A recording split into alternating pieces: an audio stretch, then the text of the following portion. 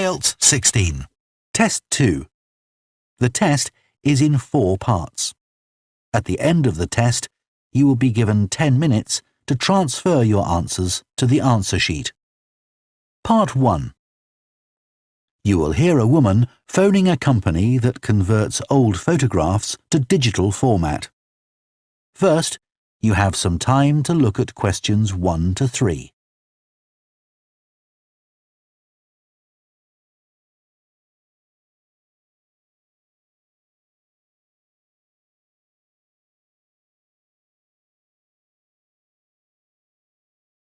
Now listen carefully and answer questions 1 to 3. Hello, Picture Rep. Can I help you? Oh, hi.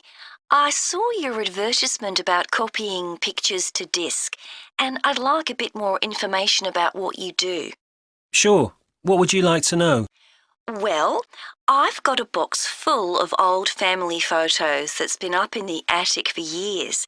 Some of them must be 50 or 60 years old, and I'd like to get them converted to digital format. Sure, we can do that for you. Right. And what about size?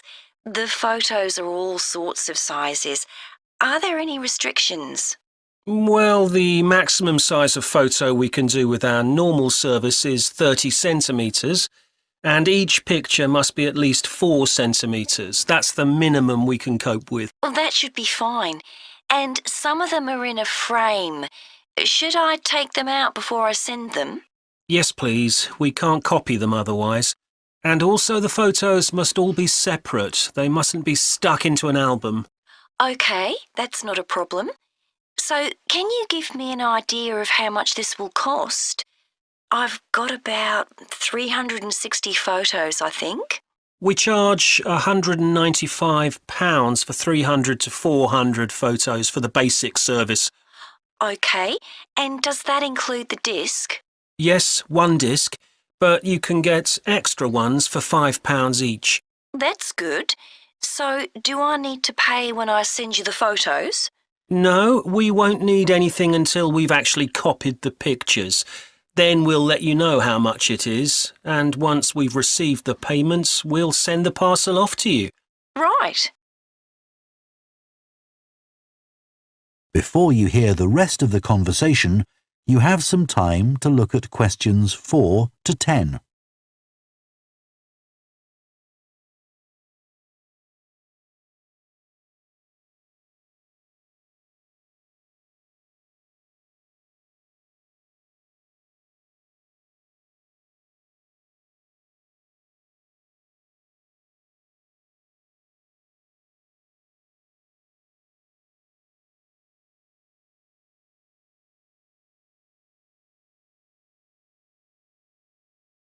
Now listen and answer questions 4 to 10. Is there anything else you'd like to ask about our services? Yes, I've roughly sorted out the photos into groups, according to what they're about. So, can you keep them in those groups when you copy them? Sure, we'll save each group in a different folder on the disk, and if you like, you can suggest a name for each folder. So, I could have one called Grandparents, for instance. Exactly. And do you do anything besides scan the photos? Like, can you make any improvements? Yes, in the standard service, each photo is checked, and we can sometimes touch up the colour a bit or improve the contrast.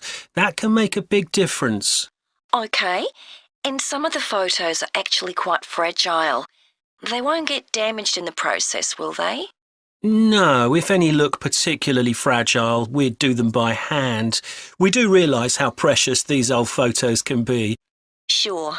And another thing is we can make changes to a photo if you want. So if you want to remove an object from a photo or maybe alter the background, we can do that. Really? I might be interested in that. I'll have a look through the photos and see. Oh, and talking of fixing photos, I've got a few that aren't properly in focus. Can you do anything to make that better? No, I'm afraid that's one thing we can't do. OK. Any other information I can give you? How long will it all take? We aim to get the copying done in 10 days. Fine. Right, well, I'll get the photos packed up in a box and post them off to you. Right. If you've got a strong cardboard box, that's best. We've found that plastic ones sometimes break in the post. OK. Right, thanks for your help. Bye. Bye. That is the end of Part 1. You now have half a minute to check your answers to Part 1.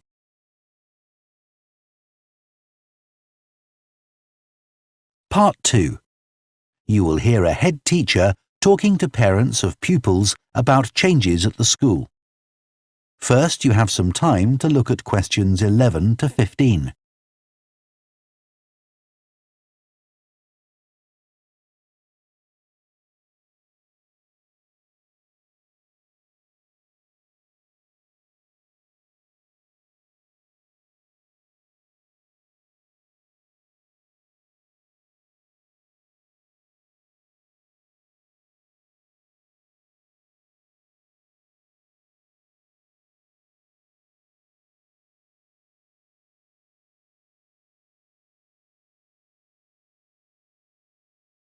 Now listen carefully and answer questions 11 to 15. Good morning, and thank you for coming here today. I'd like to bring you up to date with changes in the school that will affect your children. As you know, the school buildings date from various times, some from the 1970s, some from the last 5 years, and of course Dartfield House is over a century old. It was commissioned by a businessman, Neville Richards, and intended as his family home, but he died before it was completed. His heir chose to sell it to the local council, who turned it into offices. A later plan to convert it into a tourist information centre didn't come about through lack of money, and instead it formed the nucleus of this school when it opened 40 years ago. The school has grown as the local population has increased, and I can now give you some news about the lower school site, which is separated from the main site by a road. Planning permission has been granted for development of both sites. The lower school will move to new buildings that will be constructed on the main site. Developers will construct houses on the existing lower school site. Work on the new school buildings should start within the next few months. A more imminent change concerns the catering facilities and the canteen. The canteen is always very busy throughout the lunch period. In fact, it's often full to capacity because a lot of our pupils like the food that's on offer there. But there's only one serving point, so most pupils have to wait a considerable time to be served. This is obviously unsatisfactory, as they may have hardly finished their lunch before afternoon lessons start. So, we've had a new food hall built, and this will come into use next week. It'll have several serving areas, and I'll give you more details about those in a minute.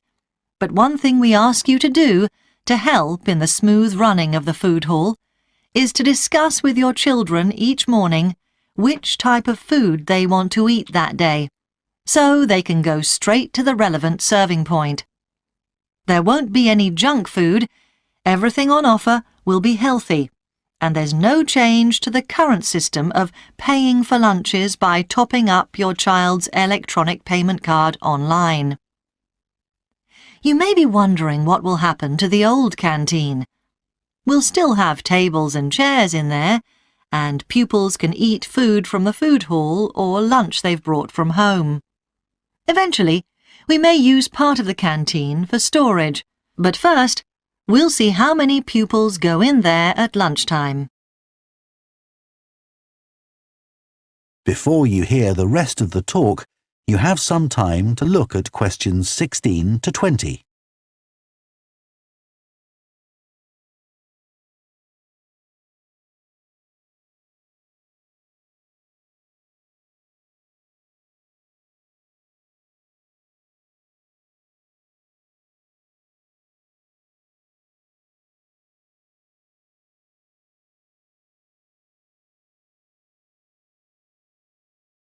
Now listen and answer questions 16 to 20.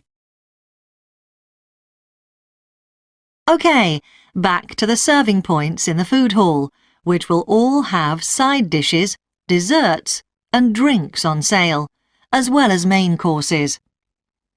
One serving point we call World Adventures. This will serve a different country's cuisine each day. Maybe Chinese one day and Lebanese the next. The menus will be planned for a week at a time, so pupils will know what's going to be available the whole of that week. Street life is also international, with food from 3 particular cultures. We'll ask pupils to make suggestions, so perhaps sometimes there'll be food from Thailand, Ethiopia and Mexico, and then one of them will be replaced by Jamaican food for a week or 2. The Speedy Italian serving point will cater particularly for the many pupils who don't eat meat or fish. They can be sure that all the food served there is suitable for them. There'll be plenty of variety, so they shouldn't get bored with the food. OK, that's all on the new food hall. Now, after-school lessons.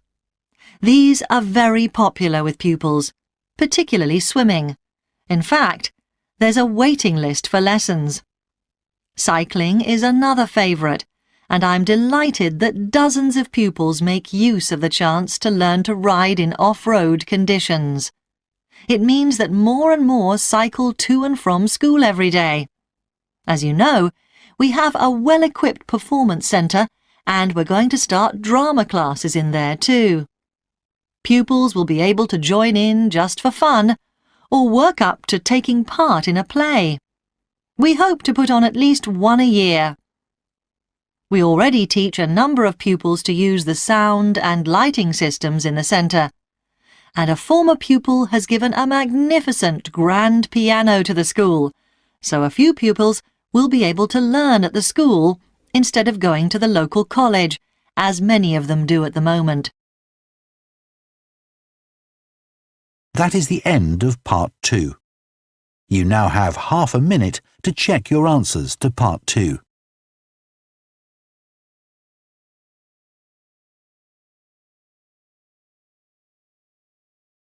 Part 3. You will hear 2 psychology students called Luke and Susie discussing their assignment on sleep and dreams. First, you have some time to look at questions 21 to 24.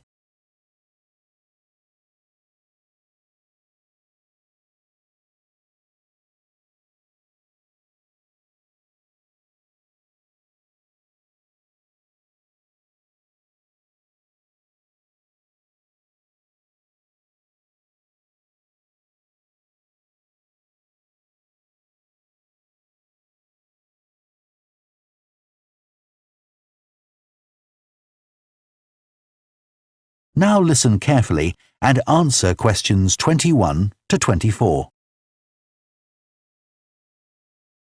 So, Luke, for our next psychology assignment, we have to do something on sleep and dreams. Right.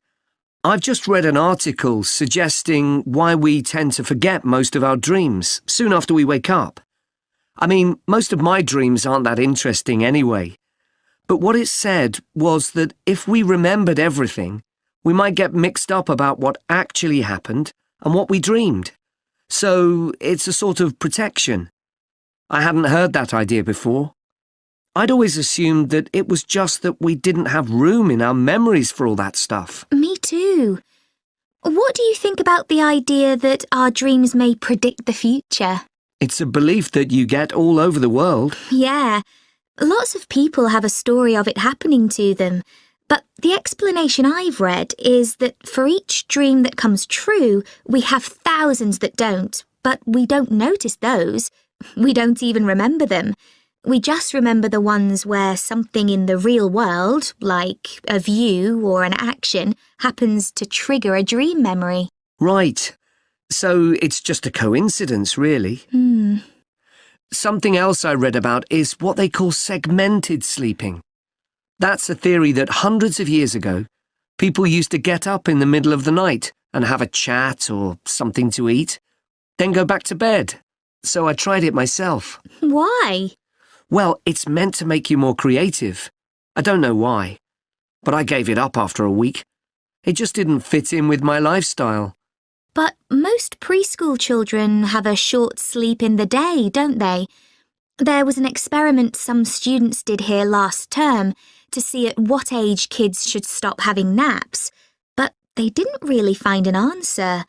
They spent a lot of time working out the most appropriate methodology, but the results didn't seem to show any obvious patterns. Right.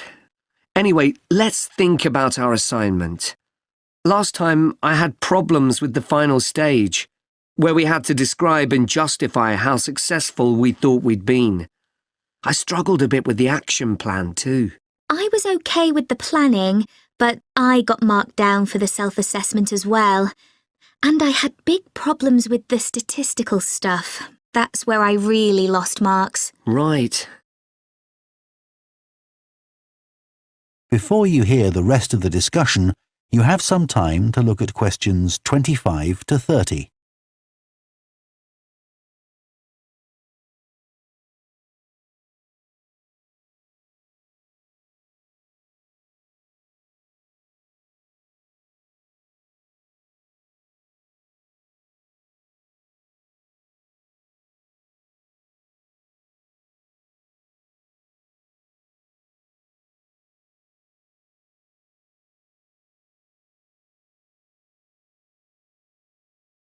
Now listen and answer questions 25 to 30.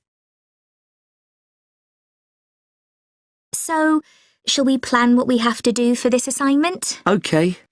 First, we have to decide on our research question. So, how about, is there a relationship between hours of sleep and number of dreams? Okay. Then we need to think about who we'll do the study on. About 12 people? Right. And shall we use other psychology students? Let's use people from a different department. What about history? Yes, they might have interesting dreams. Or literature students. I don't really know any. OK, forget that idea. Then we have to think about our methodology. So we could use observation, but that doesn't seem appropriate. No. It needs to be self-reporting, I think. And we could ask them to answer questions online. But in this case, paper might be better, as they'll be doing it straight after they wake up. In fact, while they're still half asleep. Right. And we'll have to check the ethical guidelines for this sort of research. Because our experiment involves humans, so there are special regulations. Yes. I had a look at those for another assignment I did. There's a whole section on risk assessment, and another section on making sure they aren't put under any unnecessary stress. Let's hope they don't have any bad dreams. Yeah. Then, when we've collected all our data, we have to analyse it and calculate the correlation between our two variables. That's time sleeping and number of dreams. And then present our results visually in a graph. Right, and the final thing is to think about our research and evaluate it. So that seems quite straightforward. Yeah. So now let's get started. That is the end of part 3. You now have half a minute to check your answers to part 3.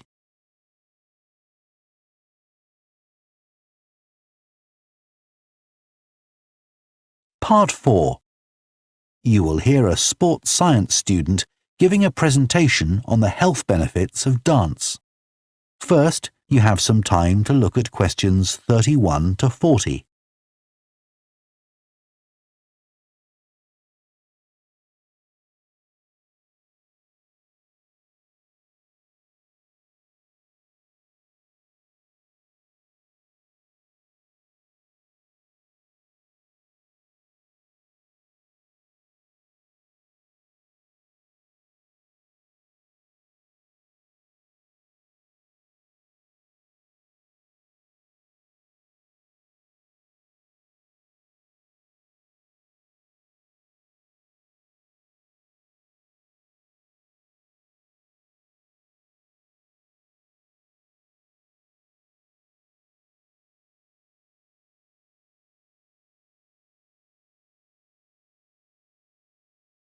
Now listen carefully and answer questions 31 to 40. Dancing is something that humans do when they want to have a good time. It's a universal response to music found in all cultures. But what's only been discovered recently is that dancing not only makes us feel good, it's also extremely good for our health. Dancing, like other forms of exercise, releases hormones, such as dopamine, which make us feel relaxed and happy. And it also reduces feelings of stress or anxiety. Dancing is also a sociable activity, which is another reason it makes us feel good. One study compared people's enjoyment of dancing at home in front of a video with dancing in a group in a studio. The people dancing in a group reported feeling happier, whereas those dancing alone did not. In another experiment, university researchers at York and Sheffield took a group of students and sent each of them into a lab where music was played for 5 minutes. Each had to choose from 3 options: to sit and listen quietly to the music, to cycle on an exercise bike while they listened, or to get up and dance. All were given cognitive tasks to perform before and after. The results showed that those who chose to dance showed much more creativity when doing problem-solving tasks. Dr. Lovett at the University of Hertfordshire believes dance could be a very useful way to help people suffering from mental health problems. He thinks dance should be prescribed as therapy to help people overcome issues such as depression.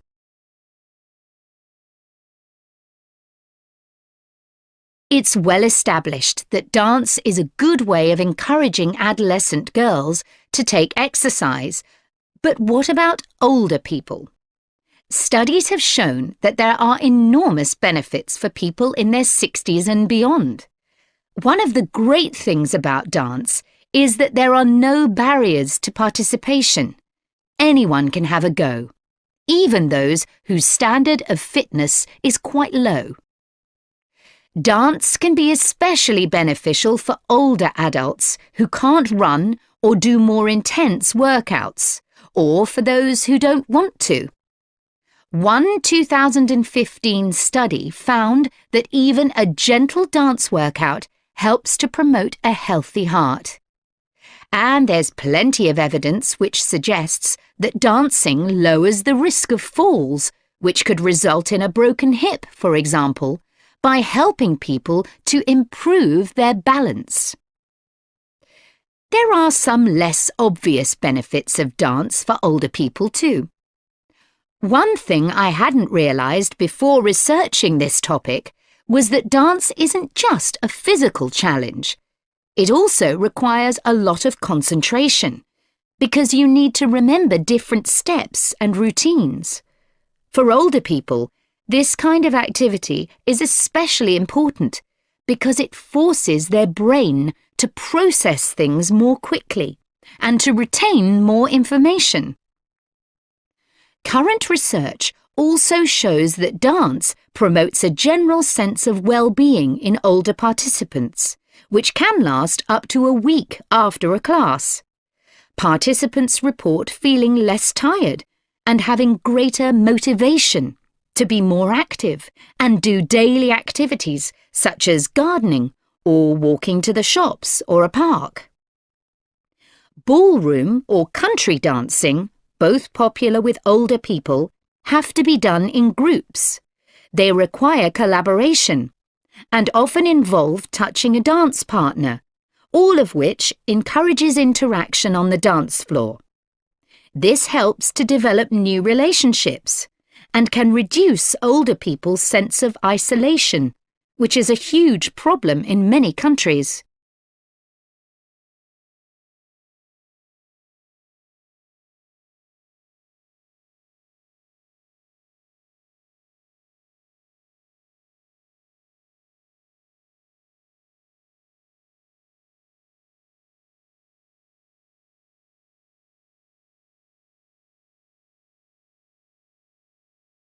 I also looked at the benefits of Zumba.